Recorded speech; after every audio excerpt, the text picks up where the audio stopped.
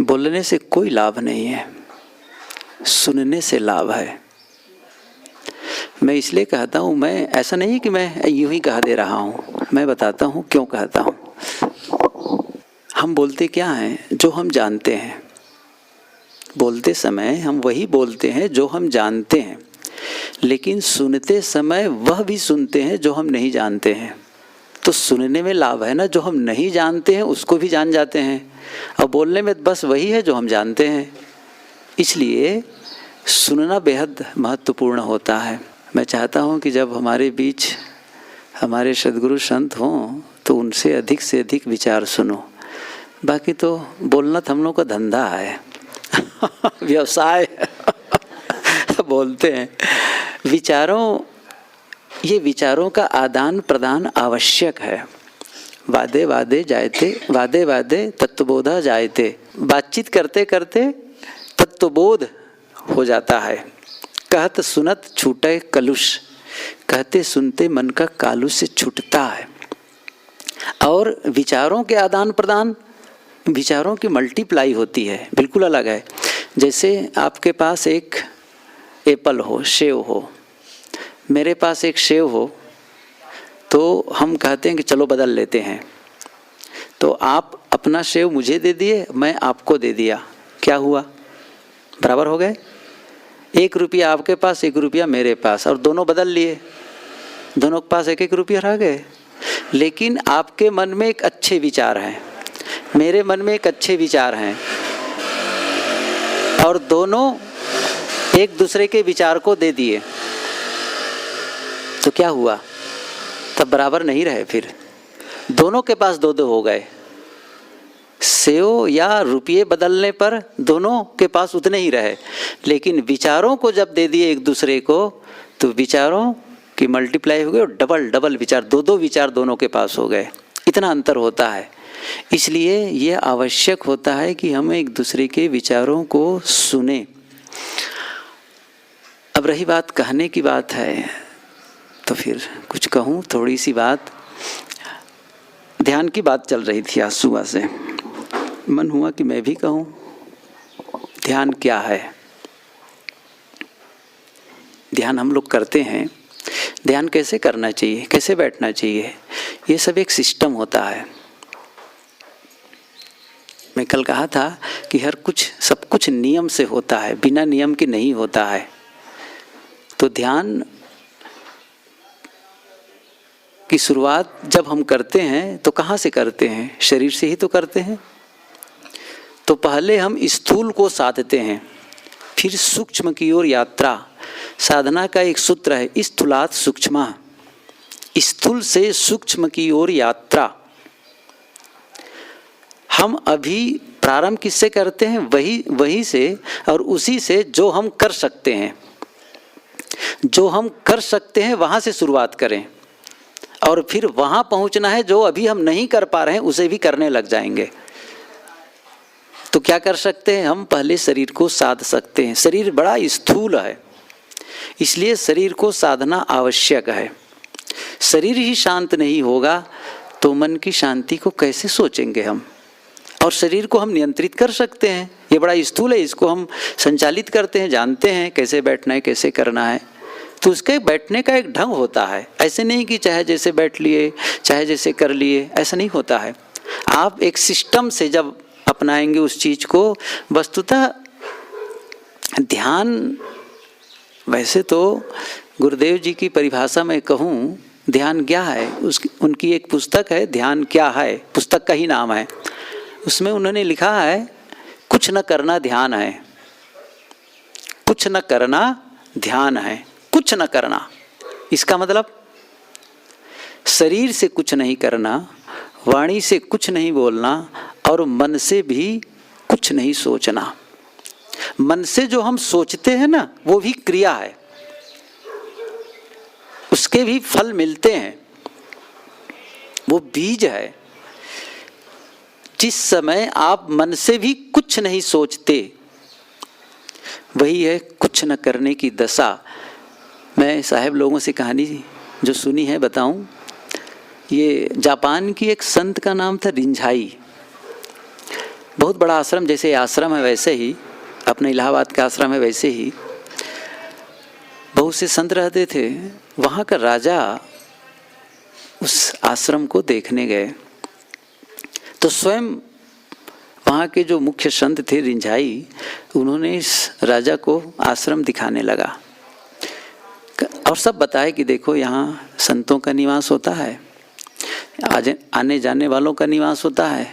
सब बता रहे हैं, इस कमरे में वो हैं, इस कमरे में वो होता है, इस कक्ष में वो होता है, यहाँ भोजन बनता है, यहाँ भोजन किया जाता है, यहाँ पुस्तकालय है, यहाँ पढ़ने की जगह है और सब ये स्टोर रूम है, सब बता रहे हैं। बीचों बीच आश्रम के बीचों बीच एक बड़ा सा कक्ष, शांत वातावरण, हवा प्रकाशदार, महापुरुषों के चित्र जैसे यहाँ टंगे हुए हैं वैसे ही उस कक्ष में गए और चुपचाप निकले और दूसरी रास्ते से बाहर निकल गए। जब बाहर निकले तो राजा ने कहा यहाँ के बारे में बताइए, यहाँ क्या होता है, कहीं बाद में बात करेंगे। आगे बढ़ गए, फिर और भी बताने लगे यहाँ क्या होता है, क्या हो, सब कमरों सबको बताए, पूरे कक्ष हैं। बीच में फिर पूछते हैं राजा, आखिर सभी जगहों के बारे में बता रहे हैं, सभी कक्षों के बारे में बता रहे हैं, उनके उस कक्ष के बारे में नहीं बताए, कहीं चलो बाद में बात करते हैं। और ऐसा करते करते जब बैठक रूम में आ गए, जब दोनों बैठे तो राजा के मन में बड़ा कुतूहल था, सबको बता रहे हैं, उसके बारे में क्यों नहीं बता रहे हैं। फिर से उन्होंने पूछा, आखिर आप उसके बारे में बताइए, जहाँ गए थे उस कक्ष के बारे में, वहाँ आप क्या करते हैं। संत ने कहा मैं कैसे बताऊं, वो कक्ष ही ऐसा है जहाँ हम कुछ नहीं करने के लिए जाते हैं, वहाँ कुछ नहीं करने के लिए जाते हैं। जहाँ बिस्तर है वहाँ तो सोते हैं, भोजनालय है वहाँ खाते हैं, लाइब्रेरी है वहाँ पढ़ते हैं, लेकिन वो एक ऐसी जगह है जब कुछ नहीं करना होता है तो जाते हैं। वहाँ ना हम पढ़ते हैं, ना वहाँ लिखते हैं, ना वहाँ बोलते हैं, ना कोई काम करते हैं, बस जब कुछ नहीं करना होता है तो वहाँ चले जाते हैं, चुप हो जाते हैं, शांत। ध्यान क्या है, कुछ न करना। और कुछ न करने का मतलब जब आप शांत बैठे, अभी क्या है, शरीर से कुछ नहीं कर रहे हैं, वाणी से बोल नहीं रहे हैं, लेकिन एक काम कर रहे हैं सुनने का। मैं बोल रहा हूँ, आप लोग सुन रहे हैं, लेकिन उस समय सुनने का भी काम ना हो, बोलने का भी काम ना हो, और इतना ही नहीं मन से सोचने का भी काम ना हो, ये है ध्यान। लेकिन इस अवस्था में पहुँचने के पहले हमें एक भूमिका तैयार करनी होती है और वो अपने आप होता है, फिर स्वाभाविक रूप से ध्यान प्रकट होता है। ध्यान देखिए, आत्मा का स्वरूप मौन है। आत्मा का स्वरूप क्या है, मौन, अशब्द। उसको शब्दी नहीं, वो तो शब्दी है, शब्द नहीं है। साहब ने जो कहा है, शब्द शब्द सब कोई कहे, वो तो शब्द विदे, जिब्या पर आवे नहीं, निरख परख कर ले। कुछ लोग कहते हैं शब्द ब्रह्म, साहब कहते हैं नहीं, वो शब्द से भी परे है, शब्दों को जानने वाला है, इसलिए वो शब्दों में नहीं आ सकता है। इसलिए उस दशा को साहब ने कहा है, गूंगे की सरकरा खाए और मुस्काए, वो अकथ है, कहा नहीं जा सकता, उस दशा का वर्णन नहीं किया जा सकता है, वो शब्दों में नहीं कहा जा सकता। इसीलिए एक संत ने लिखा है, अनुभव के पास शब्द नहीं और शब्द के पास अनुभव नहीं। बहुत सुंदर लिखा उन्होंने, अनुभव के पास शब्द नहीं है और शब्द के पास अनुभव नहीं है। और इसीलिए सदगुरु कबीर ने कहा है, दुख सुख से एक परे परम पद, सो पद है सुखदाई। वो कहते तो हैं सुख दुख से परे परम पद, लेकिन फिर एक मजबूरी हो जाती है। शब्द असमर्थ है सत्य की व्याख्या करने में, शब्द असमर्थ है सत्य की व्याख्या करने में। सत्य के बारे में हम कह सकते हैं, सत्य नहीं कह सकते। सत्य के बारे में हम बताते हैं, सत्य ये है वो है, लक्षण बताते हैं, सत्य नहीं कह सकते हैं, उसका केवल अनुभव होता है। इसलिए जो ध्यान की अवस्था है वो गुणातीत अवस्था है, अमन जिसे कहते हैं। इसलिए ध्यान कुछ न करना। तो मैं क्या कह रहा था, मैं कह रहा था कि इस अवस्था में पहुंचने के पहले हमें करना पड़ता है। ये बड़ा अद्भुत है, कुछ न करने के पहले हमें करना पड़ता है। और वो क्या है, शरीर को साधना होता है। क्योंकि मैंने पहले ही कहा, हम वहाँ से शुरुआत करते हैं जो हम अभी कर सकते हैं। अभी जो कर सकते हैं, अभी हम कहें चुपचाप बैठो और कुछ ना सोचो, ये दशा नहीं आएगी। तो हम कहाँ से शुरुआत करते हैं? पहले कहा जाता है शांत बैठो, स्थिर आसन से बैठो। योग दर्शन में जैसे बात आई है कि यम, नियम, आसन, प्राणायाम, प्रत्याहार, धारणा, ध्यान, समाधि, ये अष्टांग योग की चर्चा है, उसकी अपनी व्याख्या है। वो व्याख्या मैं नहीं करता हूँ। मेरा तो यहाँ पर यही कहना है, जहाँ आसन की बात आती है, यम और नियम के पश्चात, अर्थात सारे सद्गुण सदाचार को आप धारण कर लिए, और जब आप साधना में बैठते हैं तो साधना के लिए आपको क्या कैसे बैठना है? स्थिर आसन से, स्थिर सुखासनम। आप जिस किसी प्रकार भी बैठे हैं, जैसे अभी आप लोग बैठे, जैसे मैं कहता हूँ वैसा बैठिए थोड़ा सा, या तो आप लोग बैठे पलथी मारकर, या आप बैठे पद्मासन में, या आप अर्ध पद्मासन में, एक ढंग होता है। और उससे बैठ करके फिर क्या करना है? सीधे स्थिर आसन से हाथों की स्थिति को भी देखें। हाथों की स्थिति कैसी होनी चाहिए? या तो आप घुटनों पर रखें या फिर गोदी में रखें, ये आपकी सुविधा जैसी भी हो, लेकिन शर्त वही है। क्या शर्त है? स्थिर सुखासनम। उस आसन से बैठें जिसमें आप स्थिर पूर्वक बैठ सकते हैं और सुखपूर्वक। सुखपूर्वक मतलब आरामदायक मुद्रा में आराम से देर तक बैठ सकते हैं। प्रारंभिक अभ्यास में देर तक बैठने में कठिनाई होती है। अभ्यास नहीं है, घुटनों में दर्द होगा, कमर में दर्द होगा, पीठ में दर्द होगा, हाथों में दर्द होगा, तो आप बदल लेते हैं, कोई बात नहीं, बदल सकते हैं। लेकिन ये अभ्यास करना चाहिए कि आप देर तक बैठ सकें। रीढ़, गर्दन और सिर एक सिधाई पे हो, ये ध्यान दीजिए। रीढ़, गर्दन और सिर, मानो आप नीचे से 90 का कोण बनाते हो, 90 अंश का कोण सीधा बिल्कुल स्ट्रेट, झुका करके ना बैठें। गर्दन झुकाकर, कमर झुकाकर, ये बिल्कुल ही सही सिस्टम नहीं है। सीधा बैठें। साथ साथ एक बात और ख्याल करें, अकड़ ना हो, अकड़ के न बैठें। शरीर के किसी भी अंग में तनाव न हो, इसका पूरा ध्यान रखा जाए। पूरा रिलैक्स, बिल्कुल रिलैक्स होकर के भी सीधा बैठा जा सकता है। ये ज़रूरी नहीं कि आप पकड़ के ही बैठें, क्योंकि बहुत जल्दी थक जाएंगे। इसलिए तनाव रहित शरीर। उसके बाद आँखों की दशा कैसी होनी चाहिए? आँखें बंद हों, आँखों की पलकों को बहुत धीरे से आप ढक जाने दें, बहुत आहिस्ते से, और कोई दबाव ना हो, ये पूरा ध्यान रखा जाए। आँखों की पलकों में कोई दबाव ना हो, बिल्कुल प्रेशर रहित। चेहरे में कोई शिकन न हो, माथे पर कोई शिकन न हो, प्रसन्न मुद्रा, बिल्कुल मुस्कुराता हुआ चेहरा। आप उदास और खिन्न न बैठें। उसी प्रकार आपका चेहरा हो जैसे आपका कोई मित्र मिले, प्यारा मित्र, तो आप मुस्कुराते हैं। और आप भीतर किससे मिलने जा रहे हैं? वो परम प्यारा है, उससे मिलने जा रहे हैं। तो फिर आप उदास और खिन्न होकर के बैठें, नहीं बनने वाला है। शांत, प्रसन्न, ये एक बाहरी मुद्रा मैंने बताई। बिल्कुल ये शरीर की स्थिति को मैंने का वर्णन किया। लेकिन इसके पश्चात हमको क्या करना है? जहाँ तक ये स्थूल है, अब सूक्ष्म होता है मन। ध्यान दीजिए, सूक्ष्म क्या है? मन। अब मन की साधना आपको करनी है। और मैं क्या कह रहा था? मन भी कुछ न सोचे, लेकिन वो एक बात की दशा है। प्रारंभिक अवस्था क्या है? मन को काम देना। पहले क्या है? वो कुछ भी करता है, कुछ भी सोच रहा है, कुछ भी सोच रहा है। आप 5 मिनट भी बैठ जाएंगे, 10 मिनट भी बैठ जाएंगे, तो न जाने कहाँ कहाँ के विचार, भूत भविष्य, स्मृति और कल्पना में, तमाम विचारों में वो आपको उलझा देगा। तब आप क्या कहते हैं? इन विचारों में मुझे नहीं उलझना है। तो आप जानबूझ करके एक विचार दे रहे हैं, उसको जानबूझ करके काम दे रहे हैं। क्या काम दे रहे हैं? श्वास देखना। वो कहानी भी महात्माओं की पुरानी कहानी है। एक बड़ा आदमी था, राजा कहो या बड़ा सेठ कहो, नगर सेठ। वो एक महात्मा के पास जाया करते थे। महात्मा के पास जाते कि महात्मा जी, मेरा भी ध्यान, चिंतन, भजन करने का मन तो होता है, लेकिन क्या बताऊं, मेरे पास समय नहीं है, काम इतना है कि मैं हैरान हूँ। कोई काम करने वाला हो तो छुट्टी पाऊं। महात्मा ने कहा, काम करने वाला मिल जाएगा। ये घंटी हमारी है, अच्छा, काम करने वाले तो मिल जाएगा, लेकिन वो बड़ा खतरनाक है। कहें कि आप दीजिए ना काम, मेरे पास इतना बहुत है कि बहुत ज़्यादा काम है, उसको छुट्टी नहीं मिलेगी।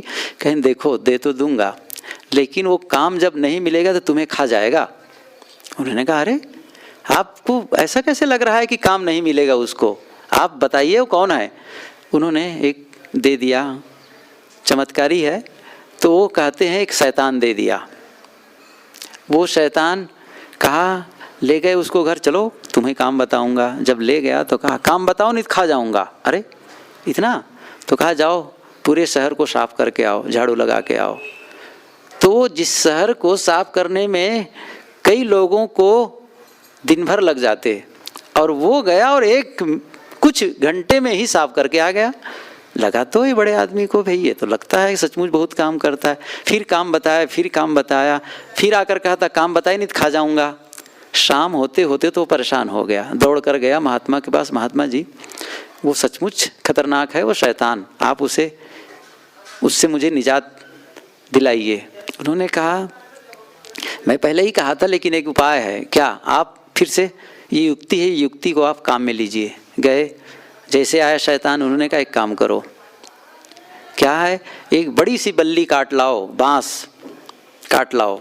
गया, काट के ले आया, कहा यहाँ खोद के गाड़ दो, गाड़ दिया। फिर कहा जब तक मैं दूसरा काम ना बताऊं तब तक इस पर चढ़ो और उतरो, इस बल्ली पे चढ़ो और उतरो। तो क्या करने लगा, चढ़ने लगा, उतरने लगा। जब जरूरत पड़ेगा मैं काम में ले लूँगा। अब फिर उसके बाद छुट्टी नहीं, चढ़ो उतरो, चढ़ो उतरो, बड़ा काम मिल गया। ये एक उदाहरण है, ये कोई घटना घटी हो नहीं लगता, लेकिन बात यह है कि हमारा मन यूं ही शैतान है, यूं ही शैतान है। उस शैतान को हमें व्यवस्थित करना है। तो हम क्या करते हैं उसके लिए, हम कहते हैं अब इधर उधर की प्रपंचों को छोड़ो, श्वास में मन लगाओ। तो मन को क्या दे रहे हैं, काम दे रहे हैं, श्वास। सांस जा रही है, आ रही है, आप ध्यान दें। आप जब श्वास लेते हैं, सांस अंदर आती है, बाहर आती है। क्या आप बिना श्वास के रहते हैं? जन्म जन्म का साथी है। इसलिए ध्यान में श्वास और मन का बड़ा गहरा संबंध है। मैं इसको इस ढंग से कहूँ, शरीर और मन के बीच में एक ट्रांसमीटर का काम करता है। इस चीज को समझें आप। श्वास इतना महत्वपूर्ण है, मैं इसके विषय में आपको क्यों बता रहा हूँ, इस चीज को मैं विज्ञान बता दूं आज, क्यों ऐसा कहा जाता है। देखिए, इसको तो जल्दी तो मैं बताता नहीं, बाद में बताता हूँ, लेकिन आज आप लोग को अभी बता देता हूँ कि क्यों ऐसा कहा जाता है। श्वास को देखना, इस विज्ञान को समझे। देखिए, शरीर आपके वर्तमान में है, शरीर क्या है, वर्तमान में है, लेकिन मन वर्तमान में नहीं रहता है। वर्तमान में रह जाए तब तो ध्यान ही हो जाए। साहब ने कहा है, सदगुरु पूरन साहब जी ने, कि भूत भविष्य देहु भाई, वर्तमान में बरतो भाई। लेकिन मन हमेशा मन की उपस्थिति का आभासी होता है। कब? जब वह स्मृति करे, जब वह कल्पना करे, जब वह चिंतन करे। स्मृति का मतलब है अतीत की घटनाओं को याद करना। अतीत का कोई अस्तित्व नहीं है, इस भेद को समझ लें आप। अतीत का कोई अस्तित्व नहीं है स्मृति के अलावा। इसी प्रकार भविष्य के भी कोई अस्तित्व नहीं है कल्पना के अलावा। आप सोचते हैं इसलिए आपका अतीत है। आप सोचते हैं, याद करते हैं घटनाओं को, और आप पीछे चले जाते हैं। आप भविष्य के विषय में सोचते हैं और आप आगे चले जाते हैं। वर्तमान में कहाँ रहते? वर्तमान तो मौन है, शांत है। आप कभी भी सोचते हैं अतीत के विषय में या फिर भविष्य के विषय में। यहाँ तक कि आप अभी उठ करके नाश्ता करने के लिए, जलपान के लिए भी सोच रहे हैं, वो आपके भविष्य है। और यदि अभी इसके पहले भजन सुन रहे थे, वो आपका अतीत है। हर क्षण अतीत में आप सोचते रहते हैं। तो क्या होता है, आपका मन अतीत में या फिर भविष्य में, और शरीर कहाँ है? शरीर है वर्तमान में। देखिए, और ये दोनों का अंतर ही तनाव पैदा करता है, चिंता पैदा करता है, अवसाद पैदा करता है। और हम श्वास आप अतीत में नहीं ले सकते, सांस आप भविष्य में नहीं ले सकते। जब भी श्वास लेंगे वर्तमान में लेंगे, सही है। जब भी आप श्वास लेंगे वर्तमान में लेंगे। और इसलिए मन को कहा गया जो मन भूत और भविष्य में भाग रहा है उसे श्वास में केंद्रित करो। इसका मतलब वर्तमान में लौटने की एक प्रक्रिया है ये। इसलिए श्वास बेहद महत्वपूर्ण है। आप श्वास को देखें, सांस आ रही है जा रही है। कैसे जाने? श्वास अंदर जब आप लेते हैं तो आपकी नासिका से स्पर्श करते हुए जाती है, नाक की दीवार से स्पर्श करते हुए जाती है और स्पर्श करते हुए बाहर निकलती है, वहाँ आप देखें।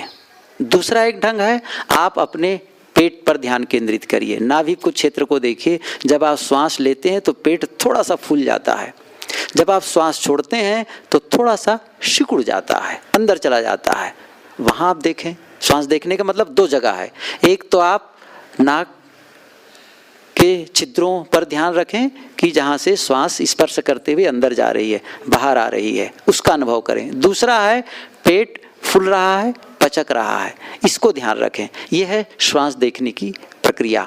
तो आप श्वास देखते हैं पहले, तो श्वास आ रही है जा रही है, आ रही है जा रही है, और ऐसा करते करते भी आपका मन फिर भटकेगा। ये आप ऐसा नहीं कि आप ऐसा देखने लग जाएंगे, इतना सरल नहीं है। जितना कहा जा रहा है इतना सरल हो तब तो बहुत जल्दी काम बन जाए। सप्ताह भर रगड़ने की जरूरत नहीं, जीवन भर रगड़ने की जरूरत नहीं, तो भी समय लगता है। ये इसीलिए अभ्यास की बहुत आवश्यकता है। अभ्यास वैराग्याभ्याम तन निरोधा, योग दर्शन में जो बात आई है ये बात गीता में बात आई है। अभ्यास वैराग्याभ्याम, अभ्यास क्या है तन निरोधा, गीता में कैसे है? गीता में वैराग्यण च गृहीते, अभ्यासेन तु कौन्ते वैराग्यण च गृहीते, ये बात आई है। अभ्यास और वैराग्य से ही इस मन को वश में किया जा सकता है। तो वैराग्य तो अनासक्ति है, अभ्यास बेहद महत्वपूर्ण है। अभ्यास दोनों महत्वपूर्ण है, लेकिन मैं जो कह रहा हूँ, वैसे तो साहब ने कहा है कि जहाँ वैराग्य है वहाँ तो अखंड समाधि है, वे उसमें आया है वो अखंड ही समाधि है। लेकिन अभ्यास के बिना काम नहीं बनेगा, निरंतर अभ्यास की जरूरत है। और योग दर्शन में जो सूत्र आया है तत्र स्थितो यत्नो अभ्यासः, स्थिति के लिए यत्न करना अभ्यास है, ये उसकी परिभाषा दी है योग दर्शनकार ने। स्थिति के लिए बार बार आप स्थित होना चाहते हैं, उसी के लिए प्रयत्न करना अभ्यास है। तो ये अभ्यास हमें करना पड़ता है। अनेकों बार अभ्यास जब करते हैं तो धीरे धीरे मन व्यवस्थित होने लगता है। लेकिन ये पूरा काम नहीं है। आप यदि श्वास ही देखने में लगे रह गए तो भी काम पूरा नहीं होगा। ये तो श्वास देखने का काम करना एक मन को प्रशिक्षित मात्र करना है। इससे हमको दूसरा काम लेना है। वो क्या है? वो मन का दृष्टा बनना है, मन का साक्षी बनना है। इसलिए हम अभी श्वास का साक्षी बन रहे हैं, श्वास में मन लगा रहे हैं, और इस मन को हम विचारों के क्षेत्र में ले जा करके विचारों का साक्षी बनते हैं। और जहाँ विचारों का साक्षी बनते हैं वहीं पर फिर मन मौन होता है। कुछ लोग प्रश्न करते हैं, जब श्वास देखना भी बंद कर देना है, श्वास देखना भी हमको नहीं करना है, तो वही करवाओ ना जो करना है, अंत में वही करवाओ, सीधे हम उस काम के करें। ऐसा नहीं होता है। ये बड़ा अद्भुत है। आपको वो करना पड़ेगा पहले एक सिस्टम से। साहब जी प्रायः कहा करते हैं, आप बस में क्यों बैठते हैं? ये उदाहरण मुझे बहुत पसंद है। आप बस में क्यों बैठते हैं? ट्रेन में क्यों बैठते हैं? बैठे रहने के लिए, सब जानते हैं। उतरने के लिए, सही है ना? बस में क्यों बैठते हैं? उतरने के लिए। तो आप कहेंगे हम बस में बैठे ही क्यों जब उतरना है? ये नियम काम नहीं करेगा। जैसे हम इस हाल में आए, हाल में आप कैसे आए? सीढ़ी से चढ़ करके, स्टेप बाय स्टेप आप आए। लेकिन हाल में आने के लिए हमें दो काम करने हैं। क्या? सीढ़ी पर चढ़ना है और सीढ़ी को छोड़ना है।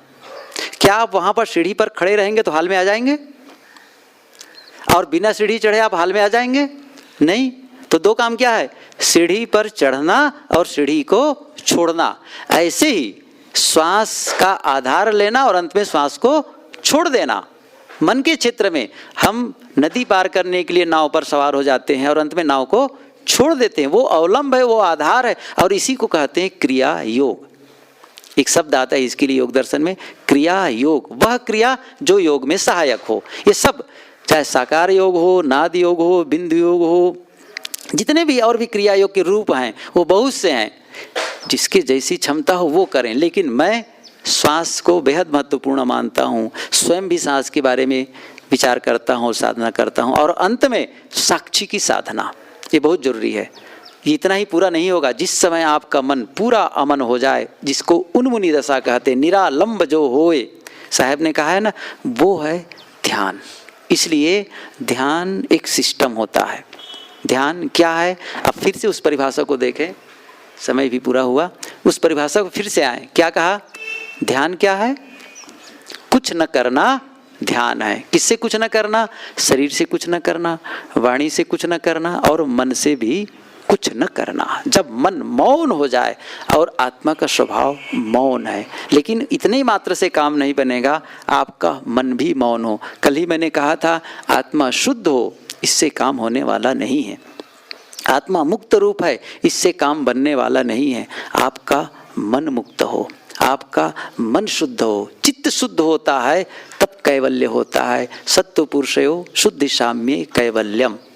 तो चित्त को ही शुद्ध करना है, चित्त को ही संवारना है। और एक और कहूँ, ध्यान क्या है, ध्यान कहाँ लगाना चाहिए लोग पूछते हैं, और सही कहूँ उत्तर क्या है, कहीं ध्यान न लगे ध्यान हो गया। ये थोड़ा उल्टा लग सकता है, लेकिन है बिल्कुल सीधा। कहीं ध्यान न लगे, है ना, आप कहेंगे कहीं ध्यान न लगे, सही कहता हूँ। कहीं ध्यान जब नहीं लगता, उस समय आप ध्यान की पूरी अवस्था में हैं। आप जब आंख बंद करते हैं तो कहीं तो ध्यान लगता है, घर में ध्यान गया, बच्चों में ध्यान गया, मित्रों में ध्यान गया, पदार्थों के लिए ध्यान गया, या आप अधिकतम कह सकते हैं सद्गुरु संतों में ध्यान गया। इतना कह सकते हैं, ज़्यादा आप ऊंचे उठे हुए हैं तो कह सकते हैं मेरा सत्संग में ध्यान जाता है, संतों में ध्यान जाता है। ये सब बाह्य ध्यान है।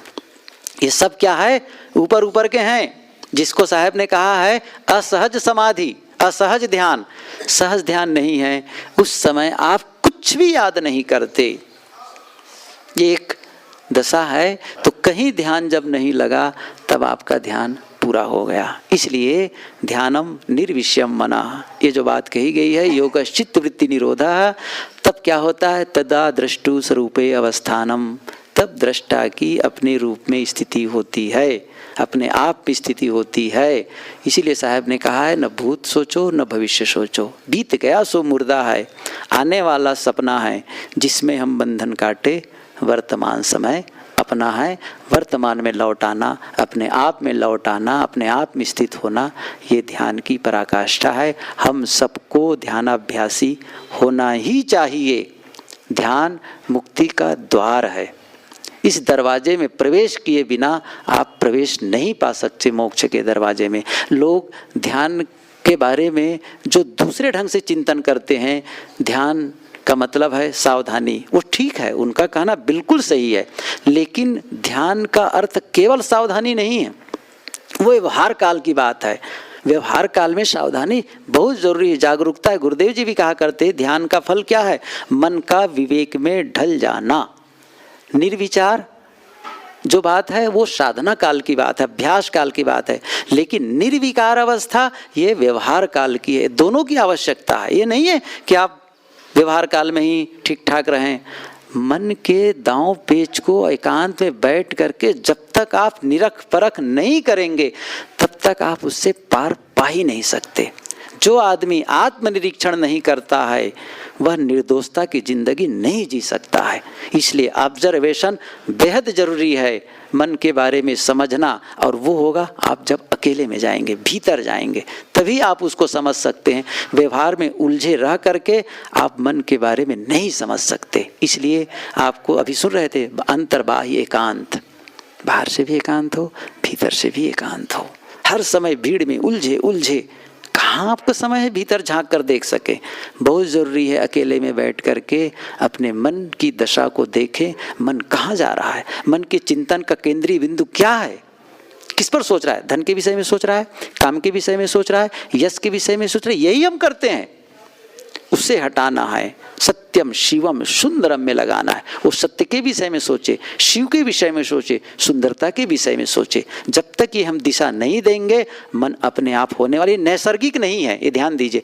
मैं कभी समय मिलेगा तो ये बताऊंगा कि मन को कैसे दिशा दें, कैसे जरूरी है। अभी तो समय समाप्त हो गया है।